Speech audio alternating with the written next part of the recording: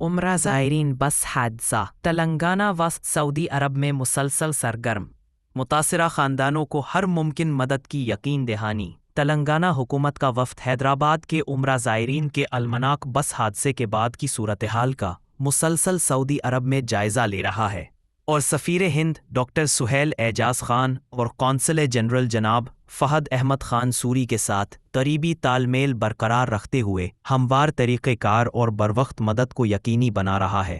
وفد نے مدینہ میں واحد زندہ بچ جانے والے شعیب کے اہل خانہ سے ملاقات کی اور انہیں ہر ممکن تعاون کی یقین دہانی کرائی۔ دریں اثنا متوفی کے خاندان کے 2 افراد بھی مدینہ روانہ ہو رہے ہیں، جن کے لیے حکومت تلنگانہ کی وزارت اقلیتی بہبود کی جانب سے مکمل انتظامات کیے گئے ہیں۔